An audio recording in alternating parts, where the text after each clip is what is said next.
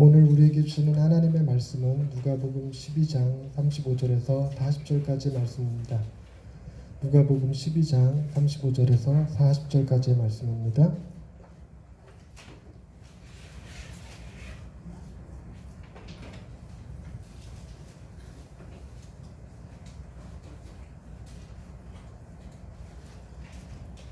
하나님의 말씀을 경청하십시오. 허리에 띠를 띠고 등불을 켜고 서 있으라. 너희는 마치 그 주인이 혼인집에서 돌아와 문을 두드리면 곧 열어주려고 기다리는 사람과 같이 되라. 주인이 와서 깨어있는 것을 보면 그 종들은 복이 있으리로다.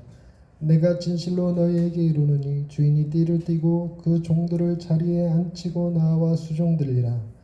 주인이 혹 이경에나 혹 삼경에 이르러서도 종들이 그같이 하고 있는 것을 보면 그 종들은 복이 있으리로다. 너희도 아는 바니 집주인이 만일 도둑이 어느 때에 이룰 줄 알았더라면 그 집을 뚫지 못하게 하였으리라. 그러므로 너희도 준비하고 있으라. 생각하지 않은 때에 인자가 오리라 하시니라. 아멘. 이 말씀 통하여 우리에게 은혜 베푸시기 원합니다. 아멘. 오늘은 청소년 주일이기도 하고 광복절 감사주일이기도 합니다. 광복절의 말뜻을 아시나요? 그러니까 빛이 열렸다라는 뜻으로 광복절이라고 하는데요.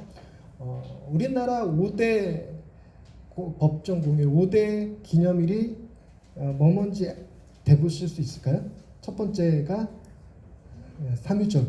근데 난 설날부터 얘기 나올 줄 알았는데 설날 추석 뭐 이러고 끝날 줄 알았는데 3.1절, 제헌절, 광복절, 개천절, 한글날 이렇대요. 그러니까 저도 이번에 이제 설교 준비하면서 알았어요. 그래서 한글날이 우리 노는 날인가요? 빨간 날 아니에요? 빨간 날이죠. 한때 아니었던 것 같아요. 한때.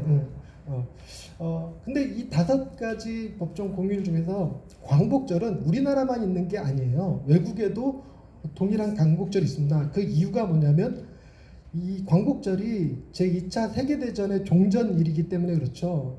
일본의 히로시마에 원자폭탄 떨어지고 나서 무조건 항복을 외침으로 인해서 전쟁이 끝나서 유럽이나 미국 중에서는 전쟁에서 이긴 날, 승전일이기도 하고요.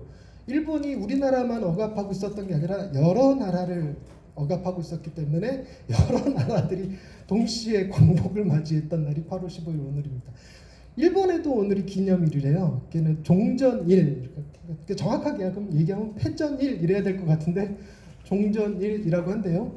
그 사람들에게는 이제 전쟁이 끝나고 평화가 유지된다라는 뜻으로 뭐 쓴다고는 하는데 그들이 이날에 행하는 것이 야스쿠니 신사에 가서 전쟁에서 죽은 사람들에게 이제 제사 드리는 거, 참배하는 거 때문에 그 우리나라와 갈등이 좀 빚고 있죠. 그들이 신사에 들어가서 신처럼 추앙받을 만한 사람들은 아니잖아요. 전범들이니까 나쁜 땡땡이들 뭐 이런 거니까. 그런데도 거기 가서 이제 신사 참배를 한다는 것은 우리나라를 혹은 세계를 억압했던 것들에 대해서 지들이 뭐 잘했다는 것처럼 비춰지는 거라서 조금 문제가 되죠. 그러나 지금 우리 분위기가 그런 거잖아요. 일본과 굉장히 경제적으로 대립 중에 있고 이게 제2차 일본과의 전쟁이다 뭐 이렇게 할 정도로 심각한 문제, 삼성이 지금 흔들리고 있다고 할 만큼의 그런 문제를 가지고 오고 있는데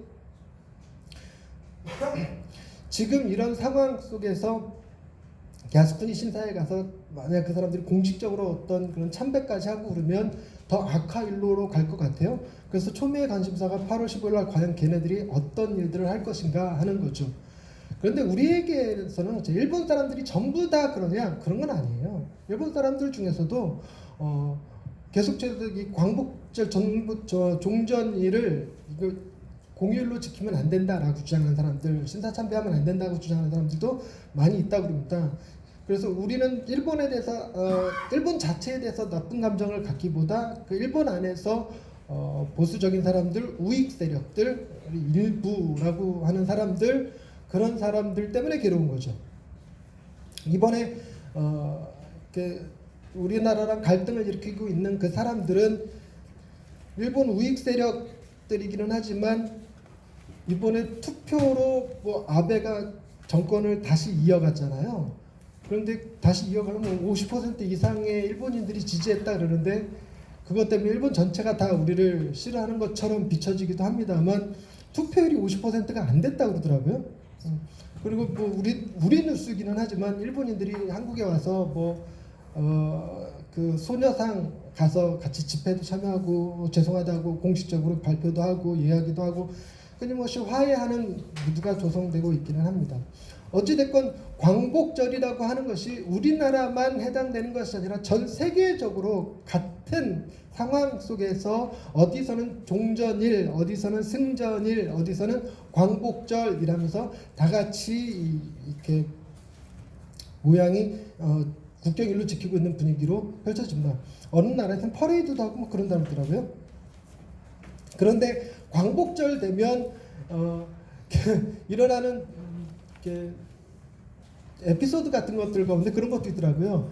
애들 게임 중에 아바타가 있어요. 그 아바타 중에서 캐릭터라고 하는데 그 캐릭터 중에서 일본의 기모노 복장을 한 캐릭터가 여름 광복절 이벤트 뭐 그걸로 나왔다가 한번 욕을 바가지로 먹었는데 근데 그 게임 하는 애들은 그 게임이 저도 듣보자 처음 보는 게임이긴 한데 그 기모노 아바타 때문에 자기네들 게임이 뉴스에 나왔다고 좋아했다고 하더라고요. 어찌됐건 여러분 우리가 드라마 같은 데서 광복절 분위기를 보면 정말 난리죠. 굉장한 축복이에요. 어떤 그러니까 시인의 이름은 제가 기억을 못하는데 그 시인이 이 광복절이 오기만 하면 해방이 오기만 하면 자기가 제비가 되어서 종각에 있는 종을 머리로 들이받아서 머리가 깨질지라도 그 기쁨으로 들이받겠노라. 그리고 그 두 번째 소절에는 그런 게 있어요. 자기 가죽을 벗겨서 그거로 북을 만들어 갖고 두들기면서 해방을 외치리라. 뭐 그런 얘기를 했다고 하더라고요. 그만큼 광복에 대해서는 굉장히 큰 기쁨입니다. 그런데 이 광복의 이미지하고 비슷한 게 교회 기독교 안에 있습니다. 기독교 안에서의 광복의 개념은 뭐냐면 우리가 살아가는 이 세상에 모든 악한 것, 두려운 것, 연약한 것들이 있는데 그런 것들을 종식시켜 주실 진짜 강력한 왕의 재등장, 즉 주님의 다시 오심이 바로 광복절 같은 겁니다. 사람들이 편안할 때는 지금과 같은 시대는 우리가 광복절을 기다리듯이 기다리는 것이 아니라 그런가 보다 이러고 지내지만 일제시대 때 해방을 기다리는 사람은 정말 해방이 되기만 하면 내가 머리로 뭐 종각에 종을 울리겠다, 북을 제 살가죽으로 북을 만들어서 북을 치겠다 할 만큼의 기쁜 일이죠. 우리들도 역시나 마찬가지로 삶이 힘들고 어려울 때 큰 슬픔과 낙심과 절망 가운데 있다면 주님의 다시 오심밖에 해결될 수 있는 방법이 없다면 주님의 오심을 그렇게 간절히 기다리게 되겠죠. 근데 성경의 표현에 의하면 많은 자연에 있는 것들이 다 탄식하면서 그날을 기다리겠다 그래요.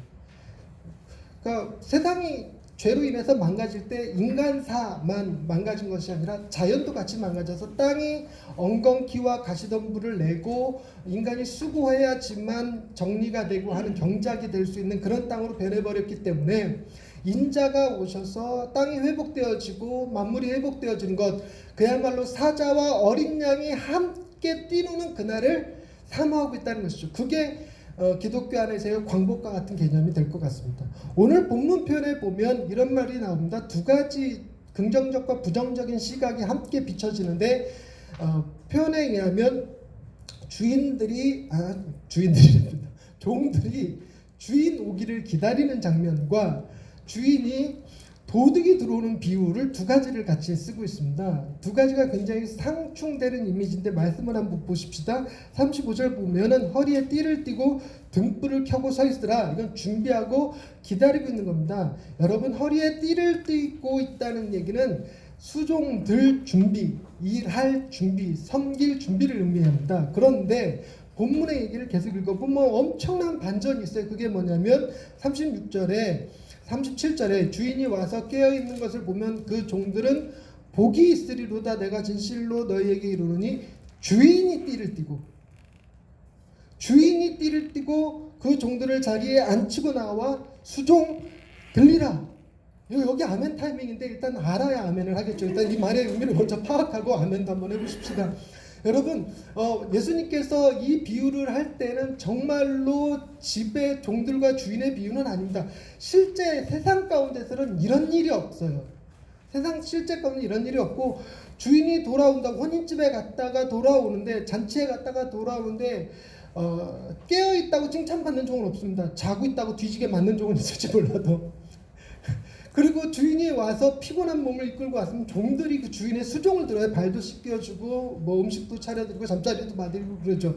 그런데 오늘 본문 말씀에는 주인이 기다리고 있는 종들에게 띠를 띠고 나와 수종 든다는 얘기는 그 주인의 마음과 종의 마음이 현재 어떤 상태인가를 보여주는 겁니다. 지금 의무적으로 허리에 띠를 띠고 등불을 켜고 준비하고 있으라는 게 아니라 주인을 사랑하는 사람, 그래서 주인이 편안하게 오시기를 바라고 중간에 사고 없기를 바라고 그런 마음으로 기다리고 있는 종과, 그리고 그 종들에게 가서 맛있는 거 혼인집에서 가지고 온 이 음식 나눠줄 기쁨을 가지고 오는 주인의 마음, 이거는 종과 주인의 마음이 아니라 마치 부부의 마음 같고 부모와 자식의 마음 같고 묘하게 그런 관계를 묘사해 주겠습니다. 달리 얘기하자면 지금 예수님께서 다시 오심에 대한 이야기를 이 비유 속에서 어떻게 넣고 있냐면, 주님이 다시 오신다라고 하는 것, 신에 다시 오신다라고 하는 것은 여러분 광복절이 우리에게는 기쁨이지만 누구에게는 슬픈 날이에요? 일본에는 슬픈 날이에요. 히로시마 원전에서 그 히로시마에 원자폭탄 떨어져서 그 후유증으로 지금도 많은 사람들이 고통당하고 있거든요. 그러니까 마치 그와처럼 신이 다시 오신다면 그거를 공포와 두려움으로 느끼는 사람들이 세상에는 많습니다. 그래서 인류의 종말을 원치 않고 뭐 신이 없다고 부정하고 싶고 신이 개입하지 않기를 바라고 있고 그런 분위기죠. 근데 본문에서 예수님은 뭐라고 하냐면, 내가 다시 오는 것은 그런 분위기에 다시 오심이 아니라 사랑하는 사람과 만나서 함께 식사하는 그런 분위기의 재림을 이야기하고 있다는 것입니다. 여기까지는 참 좋아요. 근데 문제는 39절 말씀입니다. 너희도 아는 바니 집주인이 만일 도둑이 어느 때에 이를 줄 알았더라면 그 집을 뚫지 못하게 하였으리라. 이 말이 도둑에 대한 이미지, 여러분 도둑에 대한 이미지가 여러분은 긍정적이십니까? 부정적이십니까? 굉장히 부정적이죠. 이걸 긍정적이라고 말할 수 없습니다. 여기에는 폭력성이 수반이 돼요. 만약에 도둑이 왔는데 깨어있는 종이 있다면, 띠를 띠고 등불 두고 깨어있는 종이 있다면 그 종은 도둑의 환영을 받을까요? 도둑의 매를 맞을까요? 매 맞겠죠. 매 맞을 겁니다. 죽임당할지도 몰라요. 어떤 도둑이냐에 따라서. 그래서 약간의 폭력성의 이미지가 여기에 들어가 있기는 합니다. 그렇지만 예수님이 지금 그 폭력성에 관한 이야기를 하려고 도둑에 대한 이야기를 꺼냈을까? 신학자들 모두 다 아니라고 얘기합니다. 지금 예수님께서 도둑에 대한 얘기는 시기를 알 수 없다라는 것에 대한 이야기, 그러나 분명히 오신다라고 하는 얘기. 여러분 그 집에 문단속들 잘 하고 오셨나요? 잘 하고 오셨죠? 문 활짝 열어놓고 오신 분 안 계시죠? 왜 그러셨어요? 평소에 도둑 들던가요? 들까봐 한 번도 경험은 없는데, 저희도 여기서 산지 13년쯤 되는데 한 번도 도둑이 든 적이 없어요. 한 번도 도둑이 든 적 없지만 문 안 잠그고 온 것 같아갖고 되돌아간 적은 여러 번 있어요. 그만큼 도둑에 대한 이미지는 우리가 경험하지 않았어도 반드시 있다라는 생각을 해요. 언제 당할지 모른다는 생각을 하거든요. 그러니까 예수님께서 도둑의 이미지를 쓴 것은 주님이 안 오시는 것 같을지라도 항상 무슨 마음으로 살아라? 도둑이 올 수도 있다라는 마음으로 살아가는 사람들처럼 주님이 반드시 올 것이다라는 마음을 가지고 살아가라라는 이야기를 하려고 이 도둑에 대한 이미지를 사용하셨다라는 데 많은 신학자들이 다 동의를 하지만, 저 하나 더, 그래도 예수님이 이 비유를 쓰신 거는 폭력성에 대한 이미지를 완전히 제거하신 건 아니라는 거예요. 만약에 폭력성의 이미지를 제거하실 거였으면 다른 비유를 썼을 거라는 것입니다. 여러분, 우리가 주님이 다시 오신다고 할 때, 폭력성이 전혀 없는 완벽하게 사랑의 주님으로만 오시면 여러분의 원한이 해결되지 않습니다. 여러분의 슬픔과 분노가 위로받지를 못해요. 뭐가 반드시 수반되어야 되냐면 주님이 오셔서 이 땅의 악에 대한 심판, 이 땅의 불의한 것들에 대한 진노가 분명히 수반되어야지만 합니다. 그래서 나로 아픔을 겪게 하고 나로 힘들게 했던 것들, 그것이 사람이 되었건 환경이 되었건 질병이 되었건 가장 중요한 문제는 죽음까지도 하나님의 다시 오시는 주님의 심판 아래 놓여 있어야지만 되는 거예요. 두 가지 이미지를 다 가지고 있어야 돼요. 두 가지 이미지를 다. 그러면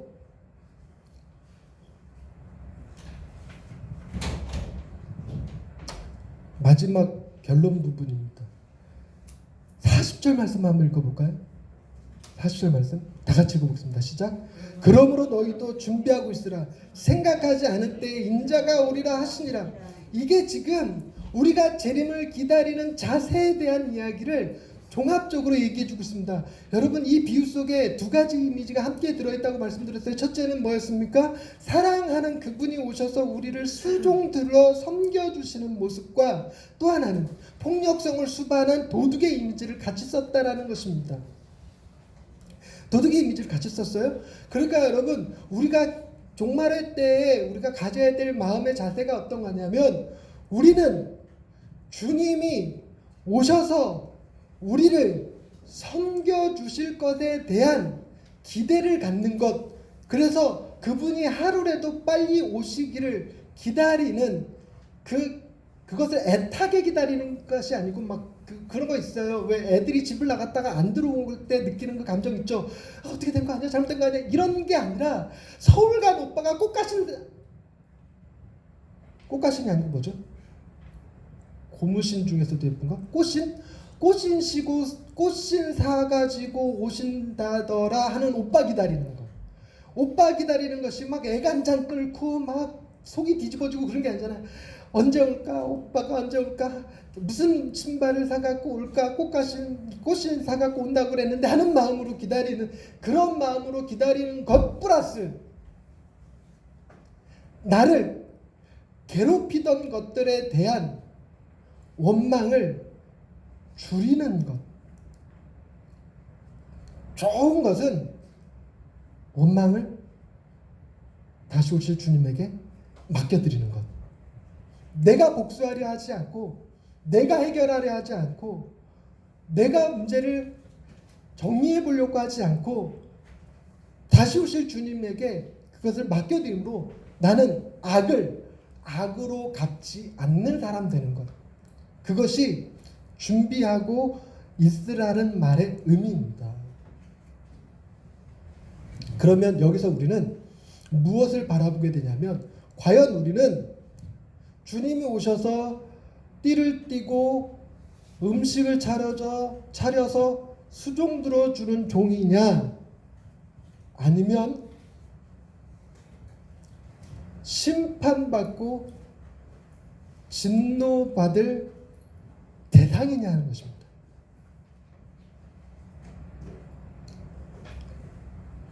여러분들은 주님이 오셔서 섬겨주실 것 같습니까?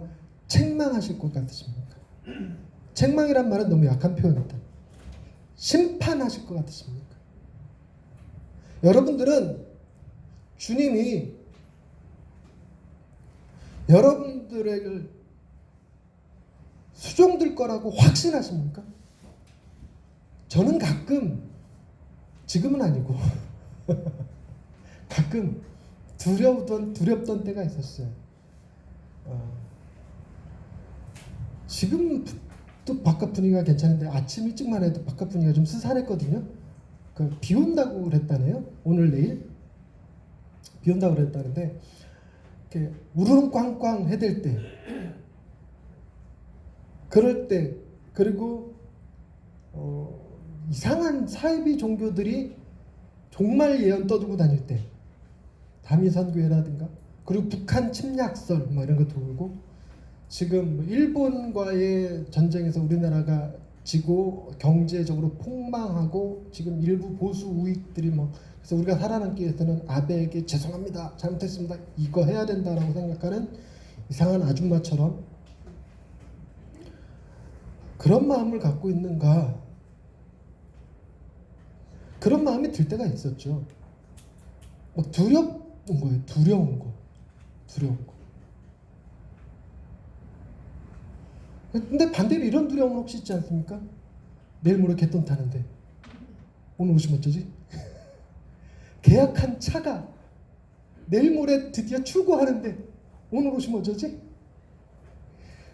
교회 건축이 내일 모레면 끝나는데 내일 모레면 이제 교회 새로운 건물에서 입당하여 예배 드릴 수 있는데 오늘 오시면 어쩌지? 저 지금 책 쓰고 있는데 책이 10월 달에 출판될 예정이거든요. 10월 달에 출판될 건데 9월 달에 주님 오시면 어쩌지? 뭐 이런 거.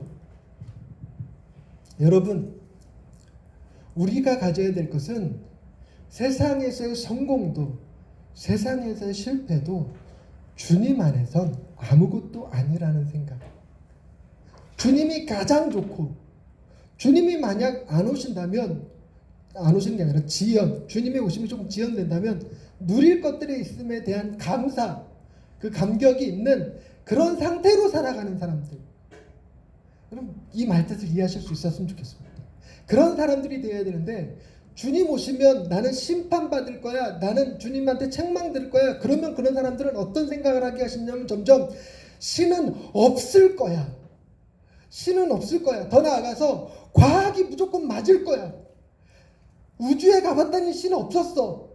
우주에 가봤더니 모든 천체 만물이 신이 움직이는 것이 아니라 자연의 법칙에 따라서, 수의 계산에 따라서 일정한 방식으로 움직이고 있었을 뿐이지 어느 공간에도 어디에도 신의 개입은 없었어 라고 생각하게 돼요. 그러면 그 생각이 어디까지 미치냐면, 예수 온 적 없어, 예수는 가짜야, 지어낸 얘기야, 예수 미치광이었어, 혹은 예수를 다른 제자들이 미화시키고 꾸며낸 거에 불과해 라고 억지 생각을 하게 됩니다. 여러분, 그것이 하나님 앞에 책망받는 길이에요. 내가 하나님 앞에 두려운 마음을 갖기 시작하면, 내가 하나님의 책망과 진노를 받을 거라는 생각을 하게 되면, 그것이 커지고 커져서 이 세상이 신이 존재하지 않는 무신론적인 세상이 되어버리고, 예수님이 오셨다라는 사실도 부정하게 되고, 예수님을 하나님의 아들이 아닌 가공의 인물 혹은 미치광이로 치부해버리고 말아버려요. 그래서 우리는 무슨 마음이 필요하냐면, 진노받지 않을 거야, 우리는 심판받지 않을 거야, 우리는 주님이 오셔서 띠를 띠고 나에게 수종 들어주실 거야. 아멘 한번 하십시다.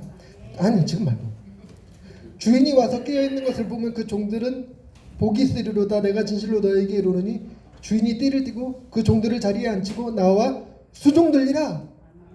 아멘. 이게 가능하려면 내가 어떤 사람인지를 인식하는 게 중요한 게 아니고, 주님이 나를 위해서 무슨 일을 하셨는지를 기억하는 것이 중요한 겁니다. 결국 우리가 뭘 믿을 수 있을 때 주님을 기다릴 수 있는 사람들이 되냐면, 주님이 나를 위해 십자가를 지셨다라는 생각을, 저걸 믿을 수 있어야만 합니다. 그래서 내 모든 죄가 용서받았고 해결됐음을 믿을 수 있을 때 비로소 나는 기쁨으로 주님을 기다릴 수 있습니다. 내가 비록 오빠랑 맨날 머리끄댕이 붙잡고 싸웠던 사이라도, 오빠가 서울 가서 꽃신 사올게라고 말하면 그걸 믿을 수 있는 이유는 내가 오빠한테 평소에 잘했기 때문이 아니라 오빠랑 나랑의 관계가 남매지간이고 둘밖에 없는 이 땅의 혈육이라는 사실을 기억하는 것이거든요. 여러분, 주님은 한 번도 여러분을 버리신 적이 없으십니다. 주님은 부활하시고 나서 육체를 지니신 채로 승천하셔서 하늘 보좌 우편에, 아버지 하나님 우편에 가서 앉으셨어요. 그리고 이 땅에는 성령님을 보내주셔서 우리가 그 주님과 함께하는 느낌을 갖게 해주셨습니다. 믿을 수 있게 해주셨습니다. 그분이 행하신 모든 일이, 성경에 기록되어 있는 일들이 다 나에게 말씀하시는 것 같고, 나를 위한 것 같고, 나를 사랑하신다는 그분의 메시지인 것처럼 느껴지실 수 있는 여러분이 되시기를 바랍니다. 그것은 오직 예수 그리스도의 십자가만 의지할 때 가능한 것입니다. 오늘 본문 말씀을 통해서 우리는 이렇게 읽을 수 있어야 합니다. 그러므로 너희도 준비하고 있으라. 생각하지 않은 때 인자가 오리라 하시는 말씀을, 십자가를 생각하면, 그러므로 너희를 준비하고 있게 하리라. 생각지 않은 때 내가 가서 너희의 원한을 풀어주고 띠를 띠고 너희에게 수종들어 주리라. 할렐루야. 기도하십시다. 하나님, 십자가가 우리로 하여금 주님을 더욱 사랑할 수밖에 없게 하고, 주님을 더욱 사모하게 하고, 주님을 더욱 기다리게 합니다.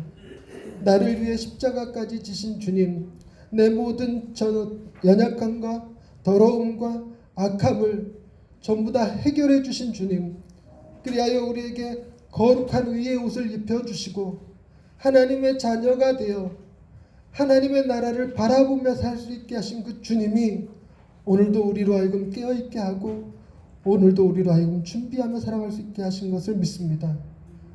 우리에게 찾아오셔서 우리 마음을 두드려 주시고 성령님을 보내주시고 예배할 마음을 갖게 하시고 찬양하게 하시고 말씀을 사모하게 하시고 기도할 수 있게 해주신 것 감사합니다. 일평생 주님 바라보며 세상의 악한 것에 내 마음 휘둘리고 억울해하지 않게 하시고, 세상 각양 좋은 것에 내 마음 뺏겨서 주님 바라보지 못하는 일 없게 하옵소서. 주님 안에서 가장 기뻐하고 주님 안에서 가장 만족한 상태로 세상의 것들을 향유하며 누리며 즐거워하며 만족하며 기뻐하며 살아갈 수 있게 하옵소서. 예수님의 이름으로 기도드립니다. 아멘.